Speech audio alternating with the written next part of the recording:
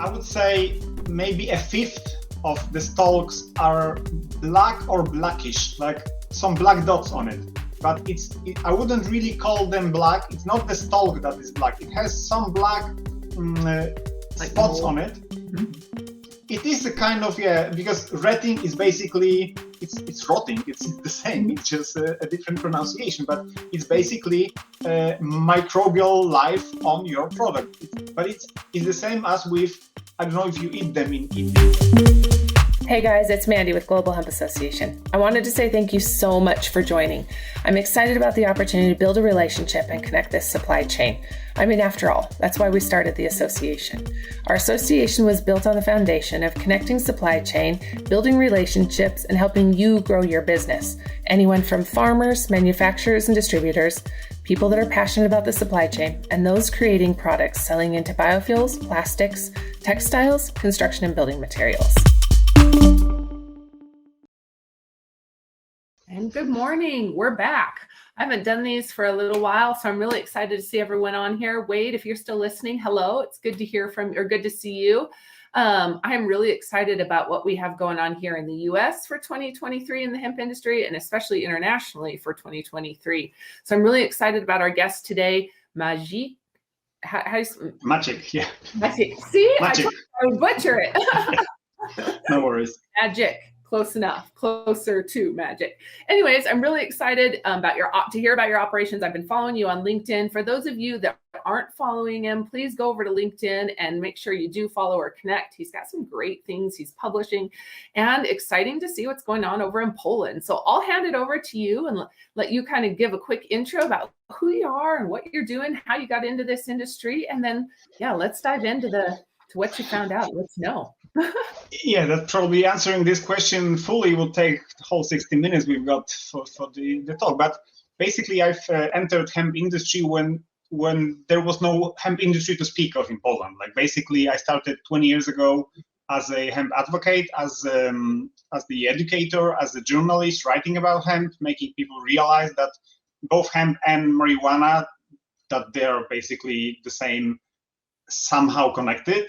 That marijuana is not heroin, that it doesn't actually kill you immediately, and so on and so on. And then for like 6 or 8 years, I was working as a journalist on hemp-related issues. And then I started, I got involved with politics. So it's like marijuana is illegal. You can actually go to 3 years in prison for possessing any amount of marijuana in Poland.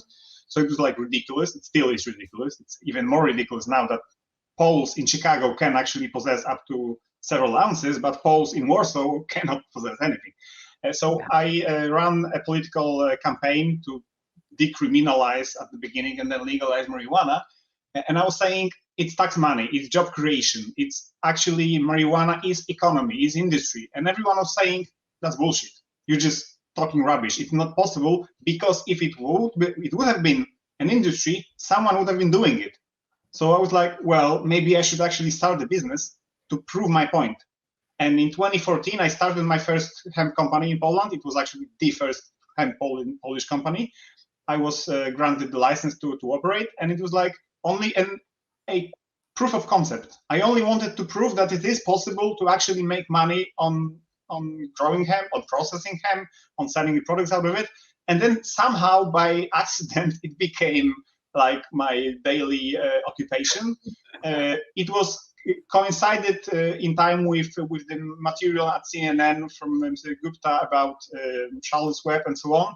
So everyone started looking for CBD products all over the world in 2014. You already had in the US something imported from China, but they were not happy with the quality.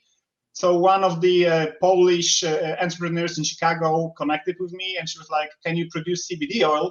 And I was like, "Yeah, no problem, sure, we can do it." I hung up and I asked my wife, what is CBD and how can I actually get it out from the plant? So it was quite funny, but quickly enough, we managed to raise some capital to start operation. We developed our own CO2 extraction facility. And it was actually a very good time and place to be in economic history, the short-term history, because quickly enough, Canadian companies were looking for something to buy out in Europe. And we were there. I was never building a company to sell it. It was never my intention. but usually those guys are actually the ones that are selling the companies, because I actually built this for myself.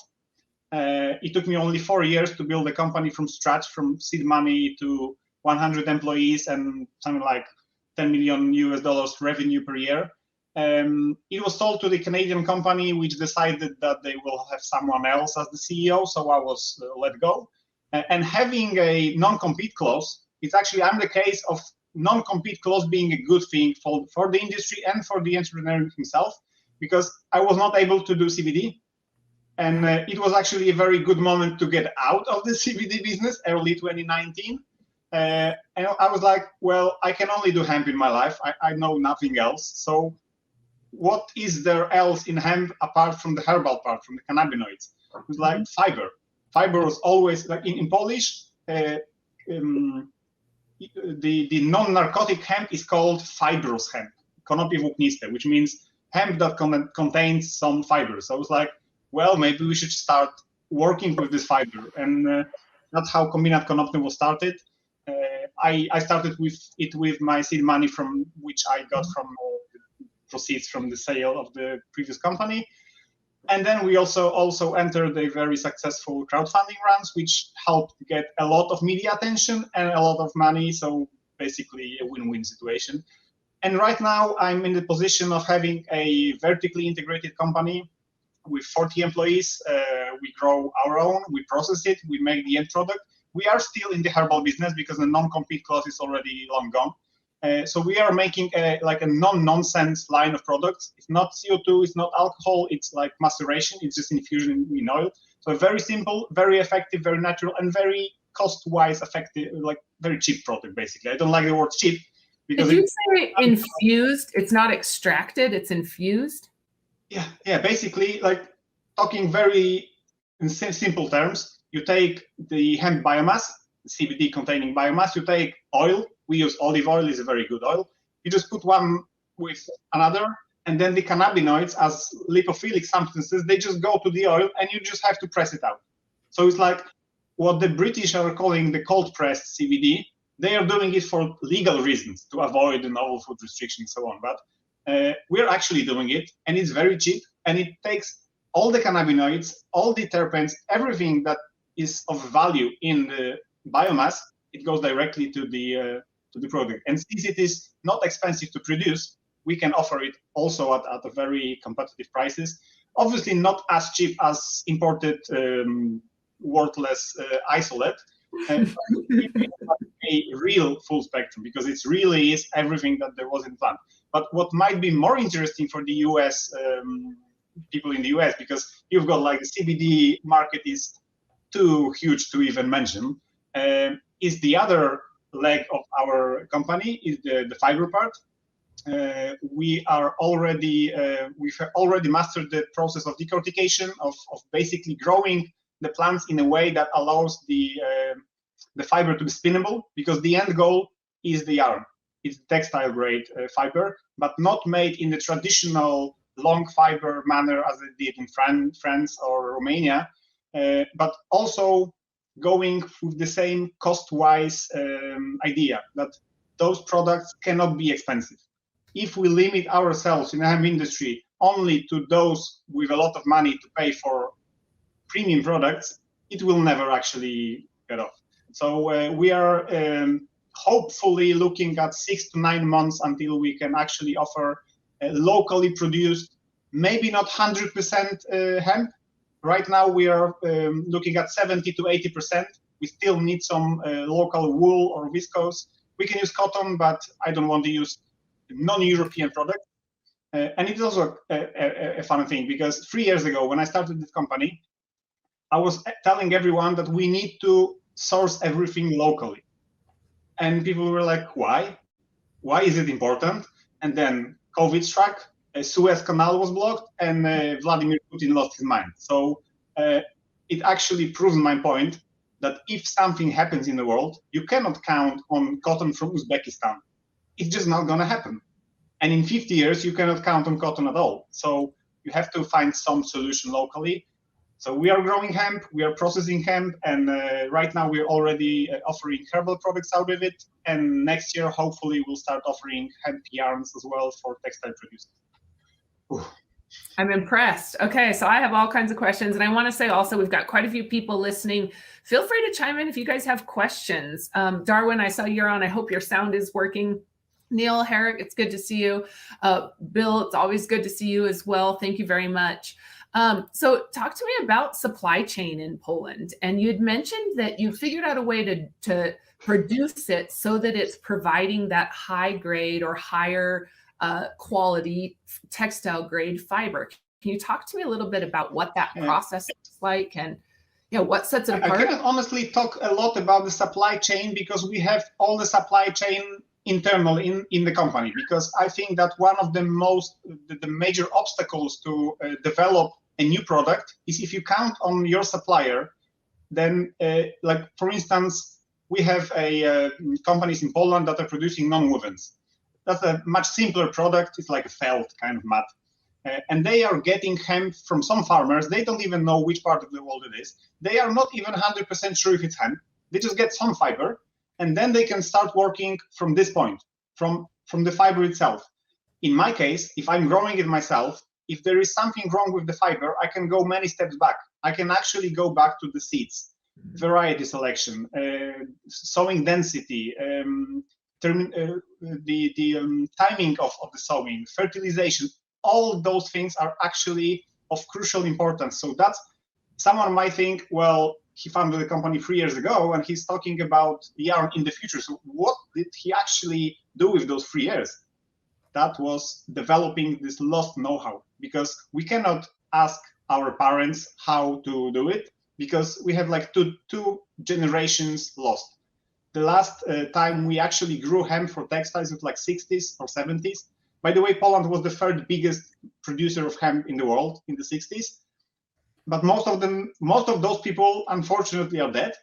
And those that are still around, sometimes they're helpful, sometimes quite the opposite, because they remember the exact formulas from the 60s. And back then, growing hemp in Poland was considered an occupation to give something to the people so that they don't drink too much or don't fight with each other and so on. It's like immediately after the Second World War, we had to rebuild the economy and so on. So it's not wise to transfer the technological solutions from the 50s and try doing it right now in the current economy. But when talking about supply chain, I think the fact that we are producing our own material is a crucial advantage. I'm not saying it's not possible to do it without, but I would not be able to develop my fiber as quickly, as neatly as I'm happy with our achievements up to now. It would not have been possible if I would be basing on suppliers.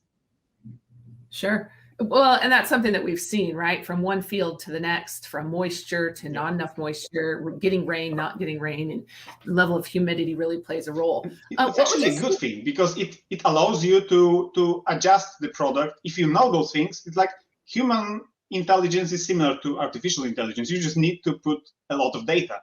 So I'm in the process of putting data into my AI internally. Nice. Okay, so talk to me about, what would you say what plays the biggest role in quality of textile fiber? Is it the retting process? Is it sewing density? Where would you say the retting process is actually more about the process of because the quality of the end product is one thing and the price of achieving is another factor. So if you don't do your retting correctly, you can still get a good quality product at the end, but it will cost you a lot more because of the loss of material and of the energy input. So I wouldn't say retting is like crucial part of getting the product, the end product nice. I would say variety. Like if you get your variety wrong, you cannot do it. It's whatever amount of money or know-how you're going to put into it, you can make some non-wovens, you can make some cords out of it. Although cords, like many people in Poland are still thinking that that's the only thing that you can make rope out of hemp. Well, yes, you can make rope out of hemp, but it will be worse than polypropylene. it's simply it's not going to compete with polypropylene, neither on cost nor on quality.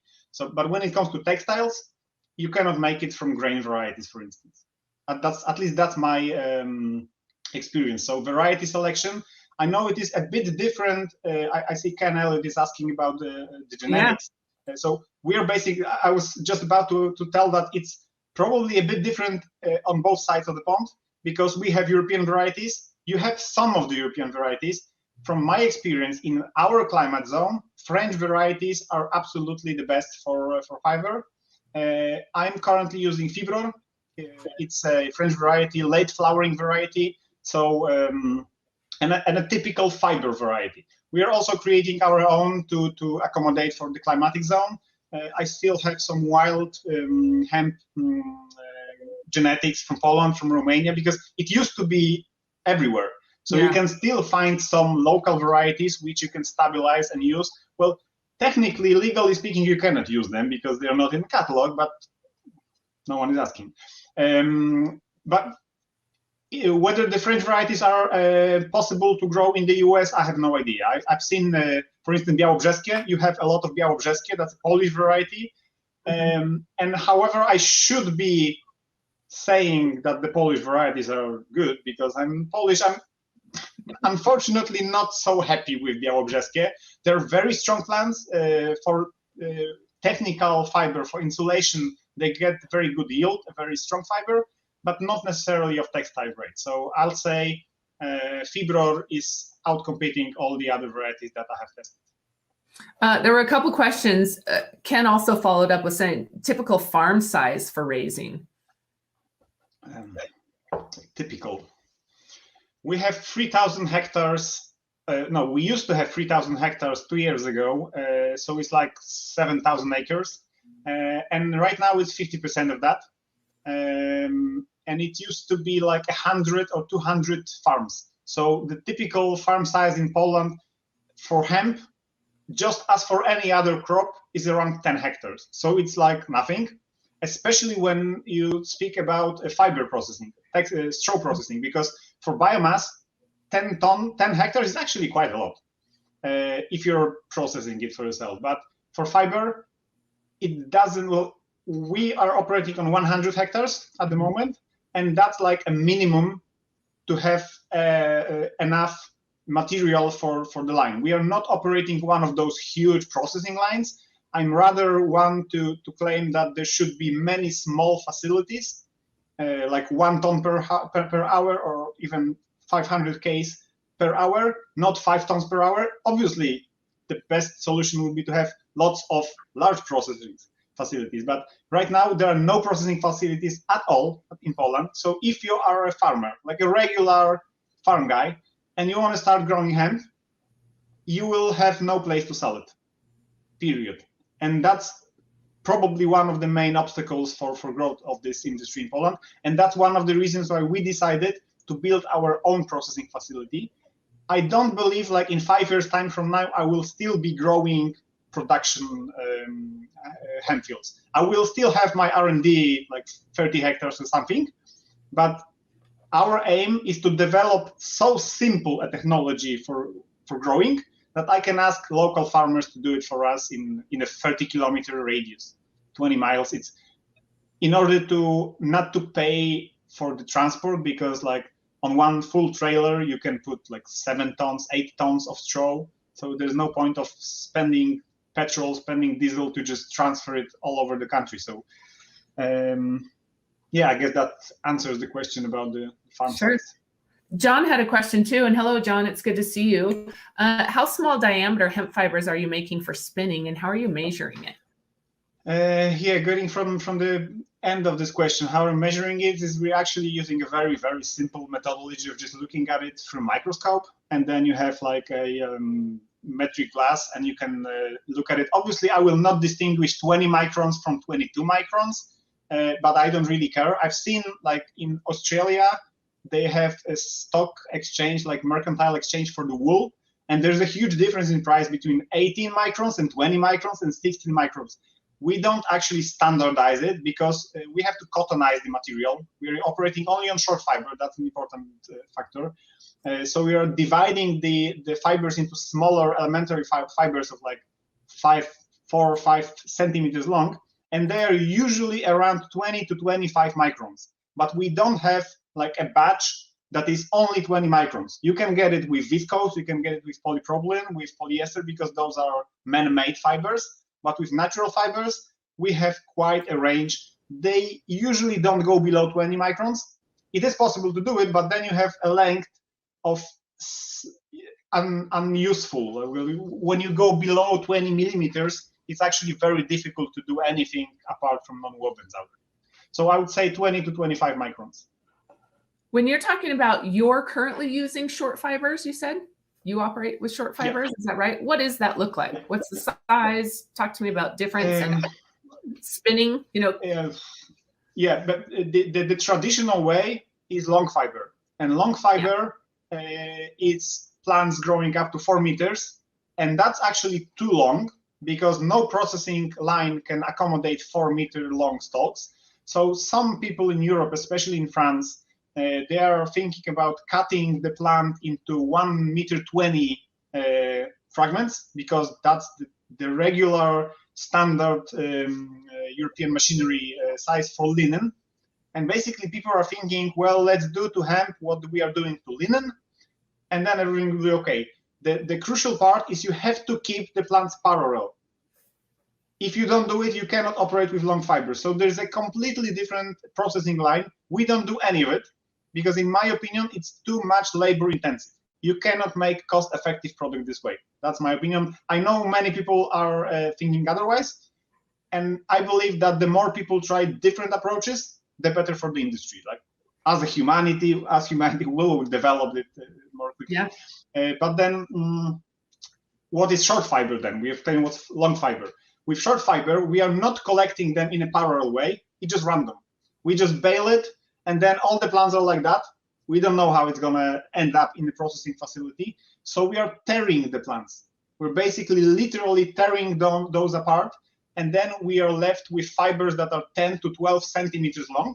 And then we can use a regular carding operation. Carding is like almost 200 years of history without many important changes to the technological idea of a carding machine. And it used to be used, I don't know if that's correct in English, but basically you know what I mean. It used to be used for cotton and wool. So what we are doing, instead of developing a whole new machinery for one plant, we are actually changing the properties mechanically changing the properties of the fiber to make it similar to wool or cotton. And then we can just use regular cotton machinery with just slight changes, because there is no such thing as a cotton machine. You have to set it up for precise batch of cotton. If you source your cotton from Xinjiang, it's going to be different than you source it from Uzbekistan or from Sicily. Then you need to make some adjustment. And you just treat cottonized hemp as just yet another type of natural cellulose fiber that needs some adjustment. And we're right now at this step. So I'm a bit ahead of myself talking about spinning it, because right now we have made like 2 inches of yarn and then the machine broke up, and it's like being well capitalized from perspective of a private person doesn't mean being well capitalized from the perspective of big industry. Like textile processing used to be huge enterprises. So we are like a small company. We are using old second-hand equipment, so we have some technological issues with that, but basically I'm absolutely sure that we're going to overcome those. Sure. So Darwin had a question when you were talking about size. Were those width of the bundles or the ultimate fiber itself? That's a philosophical question. I would answer ultimate fibers, but that would have been a wrong answer. Strictly speaking, all fibers are bundles of fibers, but basically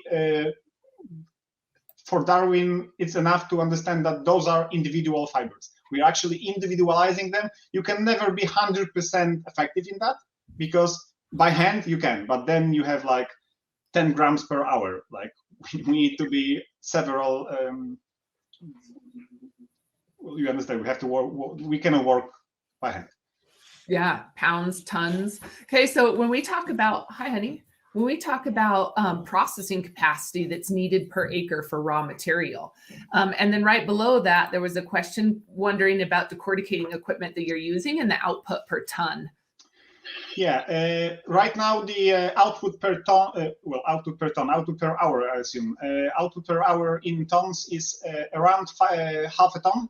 So it's compared to the facilities I've seen on YouTube, at least in the US, in Montana, which have 5 tons per hour. We are like 1/10 of the size, but I believe that's enough for us. And going back to the previous question, it's actually quite easy to calculate that if you have 1 acre is like 0.4 hectares. So 1 acre equals around 4 to 5 tons of straw. And then if you have, let's say, 100 acres, then you have 500 tons, 220 days in a year. So you need 4 tons per day. So 500 kilograms per hour for 1 8-hour shift. We are actually operating on 1 shift only. I maybe probably going to switch to 2 shifts at some point. So basically, our 500 kilogram per hour is enough to work 1 shift for 50 to 100 hectares. So that's the range. And I believe, at least in Poland, I don't know the situation in the US, but that should be like the smallest industrial scale processing. Obviously, there are household processing technologies where you just grow 2 acres for your own personal use and you just build a shed out of the herds out of it. But we're not. That's not industry. That's basically hobbyists. But for the industry, I'll say 500 kilograms per hour is the minimum, and that's approximately 100 hectares, so like 250 acres. Okay. So we talked about specs, herd. What are you doing with the herd, and how is it being worked into your business model, and understanding the available markets there? Yeah, talk to me a little bit about what that looks like in Poland. Yeah, I don't like selling raw materials because I'm doing that. I'm susceptible to being changed for another supplier, but we are simply not capable to operate on too many fronts at the same time. So making herbal products, making textile products, and making like building products out of herd, that's simply too much for me. That's my dream, my aim. It's 10 years now that I'm telling that in 2 years I'm gonna start producing building materials. So in 2 years I would start producing building materials out of it. But right now we're just selling it for construction mainly. I know that in the US the horses, like the bedding. What do you call it? Yeah, bedding materials are a major source to sell the herds. But in Poland, the owners of horses, we're trying to work them, but they are still reluctant. Some of them just don't want to overpay because when they compare it to hay, they just don't really seem to be interested. But the changes in prices of everything, I know you have it in the US as well, but we just bordering Ukraine, we really actually see it. We had like 70 or 80% of gas from Russia. So the prices are up really substantially, which is actually a good thing for a processor selling wood-like material, because construction wood is 200% up year to year. So the price of the herd today is so high that we're actually just selling it as a raw material because it allows to just pay for the electricity bill and so on. So I'm not very happy with it that we're just selling raw unprocessed hemp, just cleaned and to a fraction that the customer is asking. And I'm actually also not happy with the situation that I'm actually turning away 90% of the customers because we don't have the capacity to serve them. So there is like a huge demand for hemp herd in Europe, which I'm afraid will turn in 2 years' time into the same situation you have with CBD in the US at the moment, because everyone is thinking now, well, if I'm gonna grow 1,000 acres of hemp and turn it into herd, I will just make a lot of money. But the price will not be like that forever. So I'm not really, I know many people are now saying that we're not in the fiber business, but in the chips business. I'm not one of them. I still think that long term, it's the fiber that is the most valuable commodity in hemp straw. Yes, well, and this kind of why I brought it up, right? Is that what is that tipping point, or when does that tipping point come on board where we will now have a flood of byproduct instead of the main material that we're selling, because we will have so many more companies or so many more processors that have developed technology to process around the world for a high grade or a high-end textile grade fiber. It's not a product that can be easily, especially sheaves, that can be easily traded worldwide because of the bulk volume.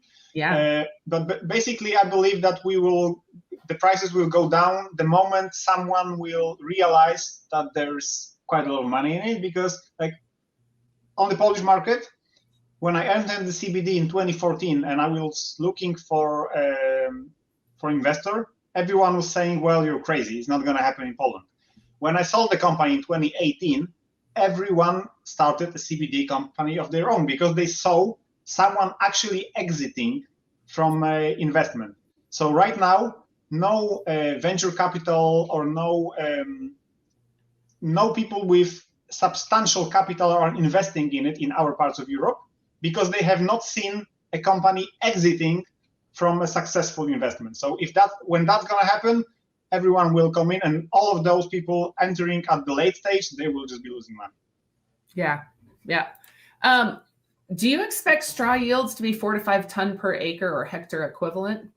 I think I heard you say yes. Well, I wouldn't call it an expectation. It's like it's my experience. We get 10 to 12 tons per hectare, which is 4 or 5 tons per acre, if I calculated correctly. But straw, not fiber. That's important to distinguish. Yeah. Like, straw is roughly 75% herd and 25% of the fiber.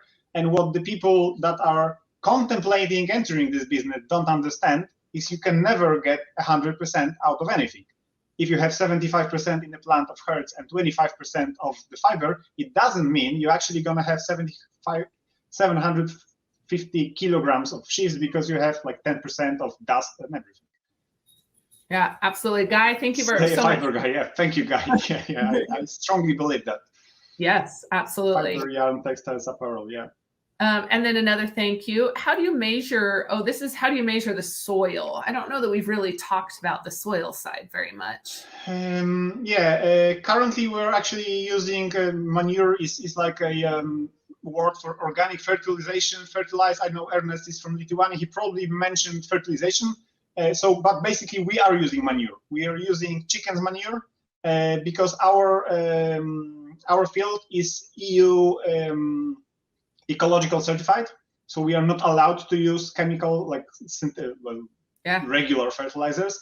But basically what we are aiming for contract farmers is to use simple nitrogen fertilization, and that's quite a complex thing that I'm going to say. Winter retting that we're doing, because we are collecting our plants in spring.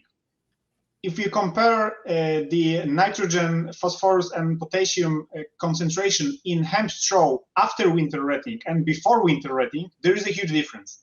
All the potassium and phosphorus, it's actually got flushed out of the straw, and it stays in the field. So the only thing that you're actually taking out of the field is approximately 100 kilograms of nitrogen.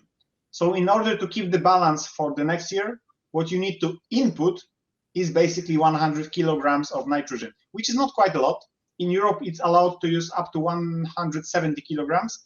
And it is quite strange when you think about it, that the plant doesn't need phosphorus and doesn't need potassium, which is a good thing, taking the current prices of fertilizers in at least in Europe. They got also 200% up, because basically the fertilizer is the cost of the gas. So if the gas goes up, the cost of fertilizer goes up.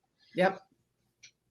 But honestly, I haven't seen a major influence of fertilization on the quality of the product. On the quantity, definitely. Basically, the less you feed the plants, the less tons you will get. So the 10 to 12 tons per hectare that I mentioned is within a reasonable medium fertilization. If you don't give any fertilization at all, you will not get 10 tons. But it is also possible to get like 15 or 17 tons, but it's just not cost effective. It's just better to grow a bit more hectares instead of, sorry, Ernest, Latvia, not Lithuania. Yeah. That's okay. I have a question about sowing density, and then I want to move on. I want to talk a little bit about how you've been successful in crowdfunding and what this looked like. But talk to me about sowing density for the textile grade fibers.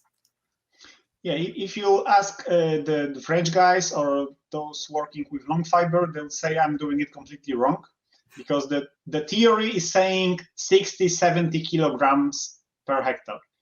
What one has to keep in mind is that that's the people that are selling you the seeds telling that. So in their interest, it is that you use a lot of seeds. We are using 25 kilograms, and each year we are experimenting with different sowing density, but that's like third or fourth year that I'm not changing it on the major part of the field, because I'm actually very happy with it. I have not seen major differences in quality of the straw between 25 and 60 kilograms, and the cost is enormous. Like you pay 6 or 7 euros per kilogram. So if you use 70 kilos, it's going to be like 500 euros for the seeds only, which again, the end consumer is paying for it. Mm-hmm. So no need for that. But I'm speaking from the perspective of the farmer in a very specific climatic zone. We are actually below sea level. We have organic fields everywhere. So it is a very mushy kind of ground. So you cannot get too many plants in it. Even if we put 70 kilograms instead of 25 kilograms, we have the same number of plants. We still have around 100 plants per square meter. So what's the point of putting more seeds into the ground? Sure. Okay, one more question about cultivating the field. Yeah, that's actually pretty simple. Cultivating before sowing, it depends on the soil itself, not on the crop we are cultivating. So basically, we don't use plow. I don't know the English word, plow, like reversing the soil. We are not doing that. We just use a disc harrow, destroy everything that all the weeds, because we don't use any chemical herbicides. Then we just sow it with a regular grain seeder, and then just do nothing. Just post on LinkedIn and pictures for Facebook. That's the only thing that you actually have to do on the field. And then in February, depending on the weather, but after frost, if it's dry, around January to March, we just bale it, rake it and bale it. No cutting as is actually necessary, because fortunately we have harsh winters. So at the bottom of the plant, there's a lot of snow. And if the plant is basically in the snow, it's got rotten at the bottom. Mm-hmm. Like it's completely destroyed. So then if you rake them, you don't need to really cut them. You just rake them and just bale them. So it is also very cost effective. Interesting. Guys asking some difficult questions. I like it. I cannot answer it, Guy, because we're not doing durating, because we tried it and we failed every single time. And of course, I'm a kind of guy that failures are like mistakes are a good thing, because you learn from them. But sometimes you just have to say no. That's not a good road to follow, because in our climatic conditions, if you cannot count on the weather in autumn. It rains a lot.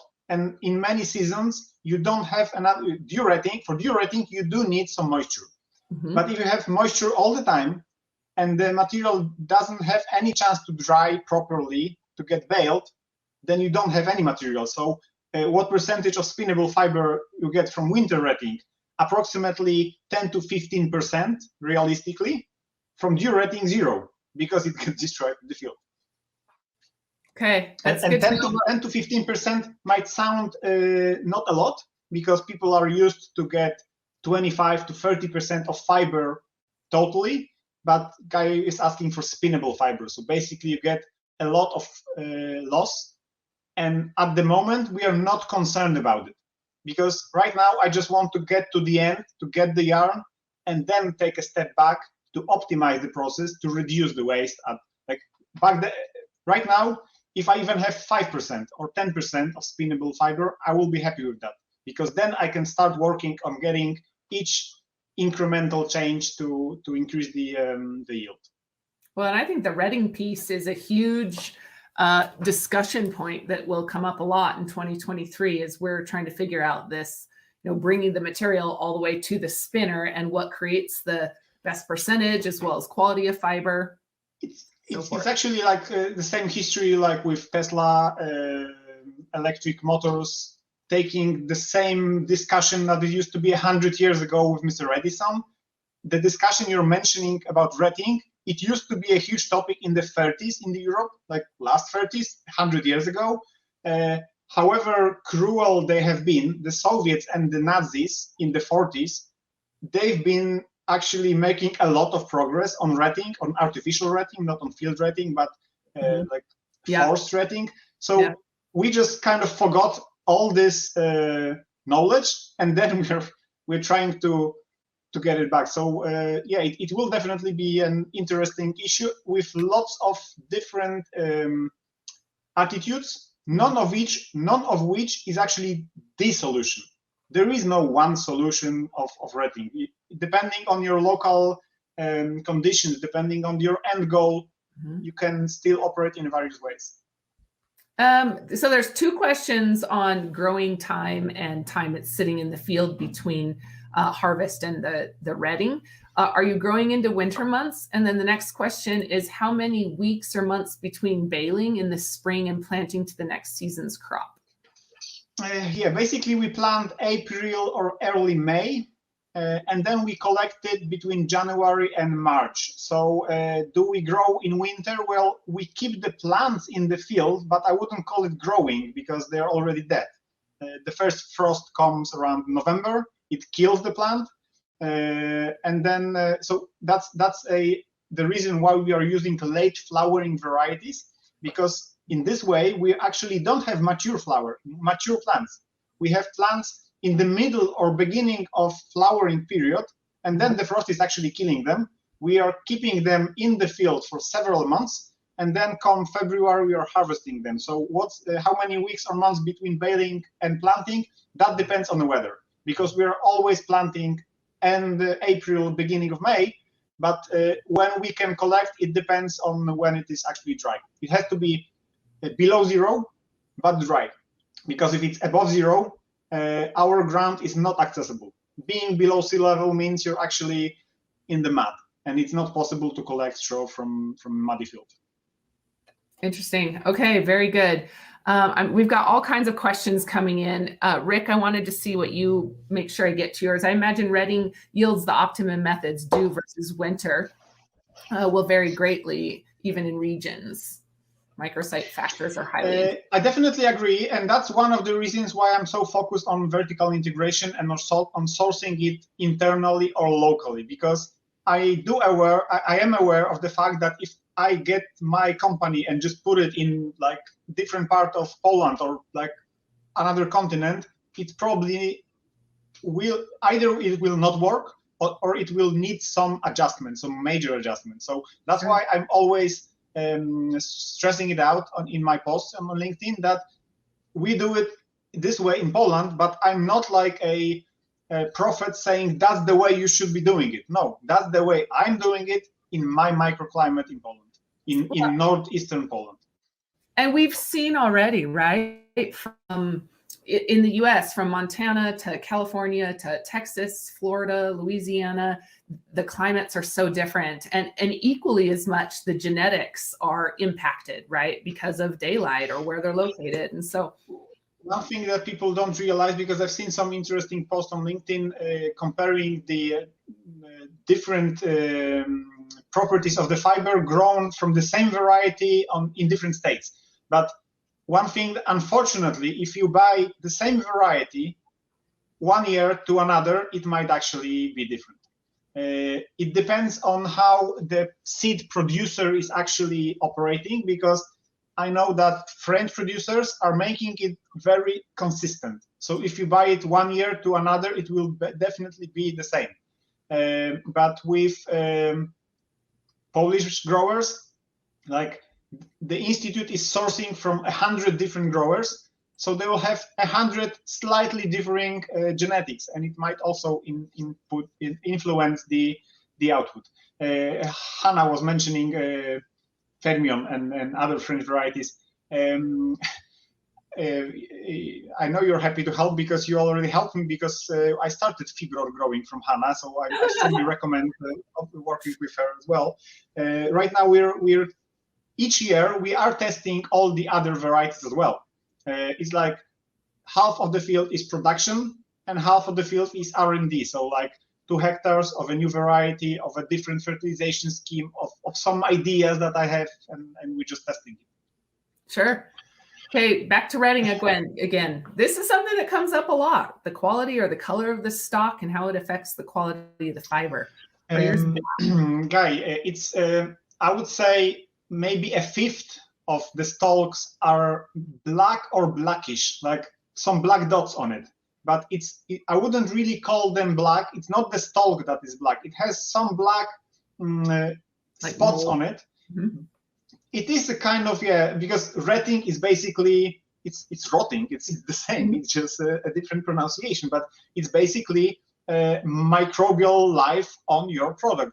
But it's the same as with, I don't know if you eat them in the US, but camembert cheese. Like, you basically eat milk that got mold on it, but it's still a good kind of microbes. So with those black spots on winter retted hemp, it actually got removed completely during processing.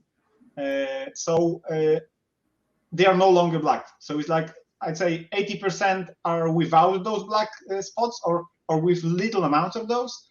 And those 20% are still eliminated, not totally as stems, the stalks, but just those black dots are just removed during mechanical or water-based processing.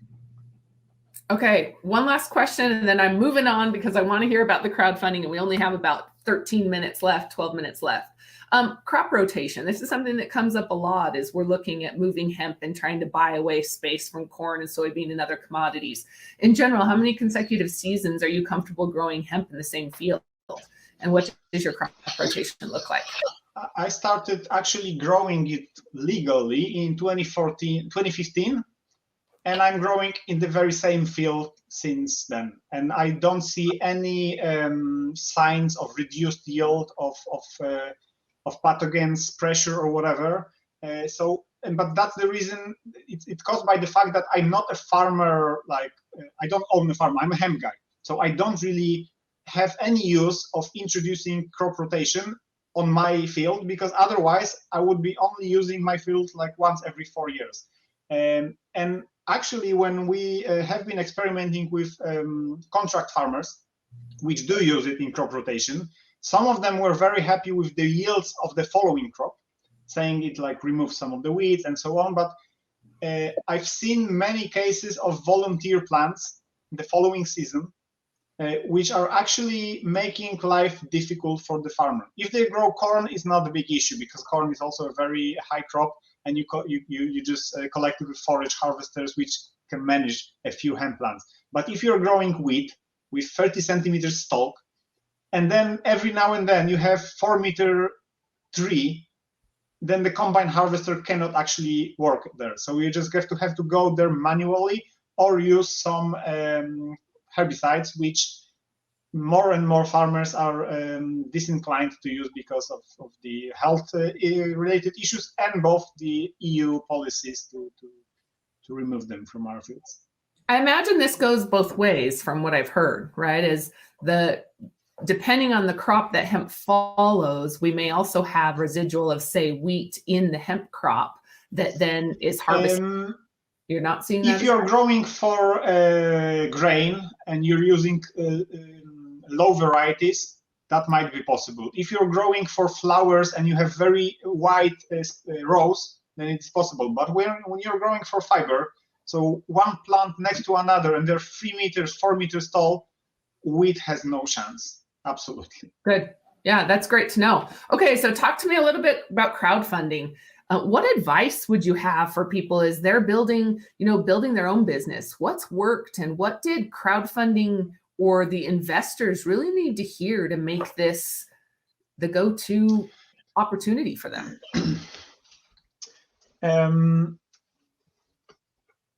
What I have to say to entrepreneurs, just do it. It's just so simple.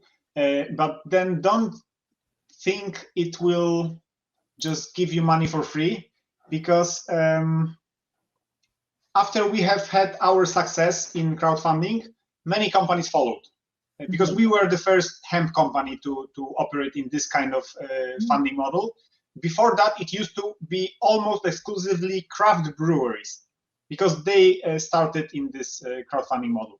And then many people were saying, well, hemp is not suited for crowdfunding. But then I've been operating for 15 years in this industry. People know me. I had a successful exit from my previous company. So there is some kind of reason of believing that I know how to do business, and a long-term business, ethical business, and so on. And a lot of people actually believed it and wanted to be part of it. I'm 36 years old, and 3/4 of my investors are younger than I am. So those are the people. Yes. It wasn't huge amounts of money, because I have like 1,500 shareholders. So it's enough that the average person invested something like $1,000. It's not like a huge amount of money. It's something that they were aware it is at risk.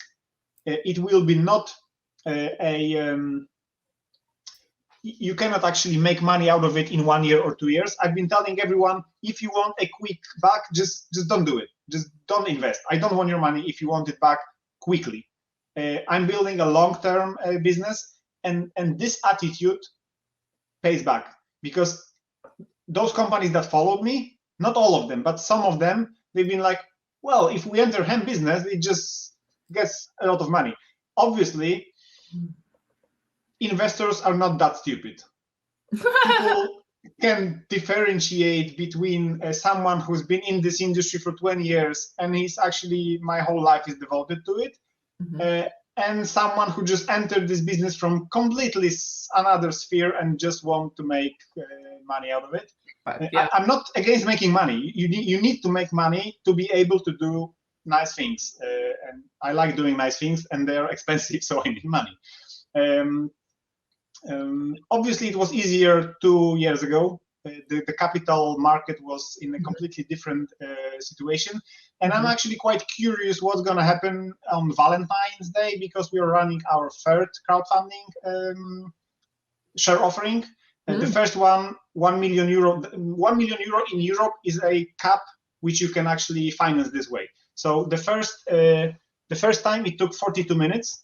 Half of this time the servers were down because too many people wanted to buy the shares. The next time it was 7 minutes. So we are very enthusiastic, but at the same time cautious, because like raising capital became so much more difficult.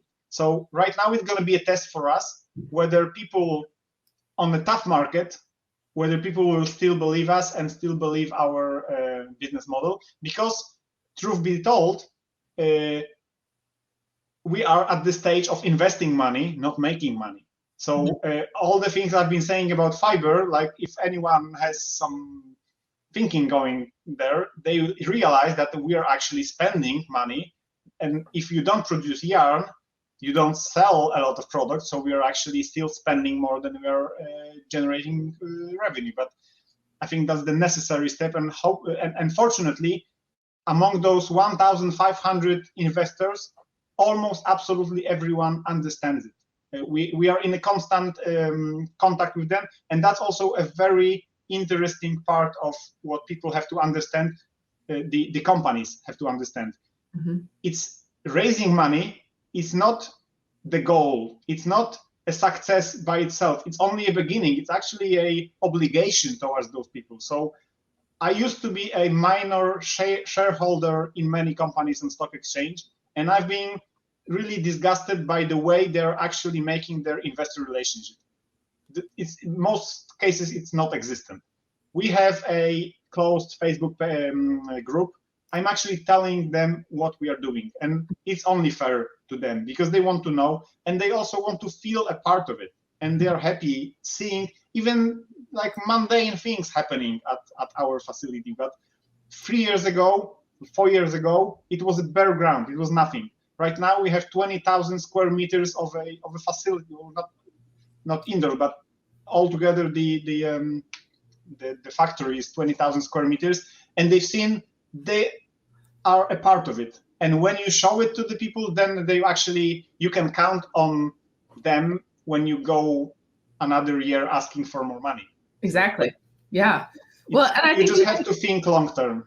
I think you made some really good points, bringing up the impact investors and the younger generations, right? They're really who are seeing the pain points and have this drive to vote with their dollar. And they all see that they will never see any retirement funds actually happening from the public purse. Yes. And it's the same on both sides of the Atlantic, I believe, right? So people at my age and younger, they just don't believe in public schemes for retirement, so they have to take care of their own. So they're spending those small amounts of savings, which otherwise they were just going to spend it on consumption. So it's actually, I think I'm making a service to the economy in general, obviously in a small scale, but still it is nice to see people are happy giving us money. Like it's obviously a very simplified way of putting things, but yes, impact investors. Yeah, I also like the term. I've never heard it before, but basically it describes very well this group.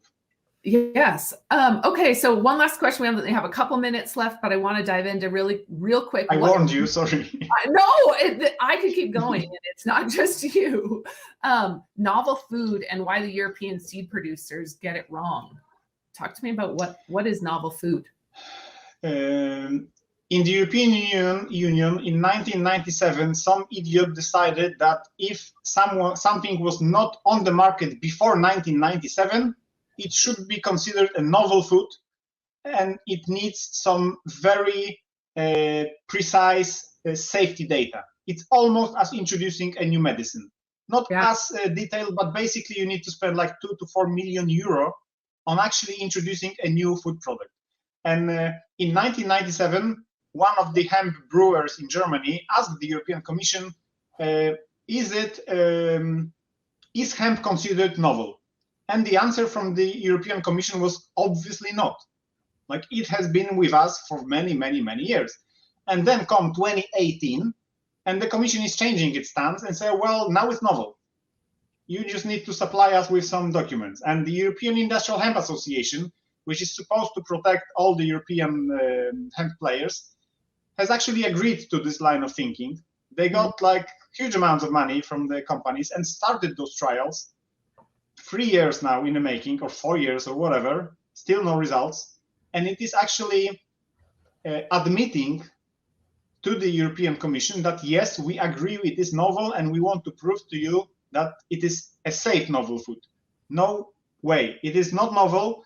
I've sent you I've seen it in the description of the webinar, ruling of the highest Polish court saying that the Polish sanitary inspection cannot force me to remove the product from the market just because they believe it was not on the market before 1997. So that's a very complicated matter, but lots and lots of money are being wasted on toxicological studies proving that something is safe that used to be consumed for hundreds and thousands of years in our culture.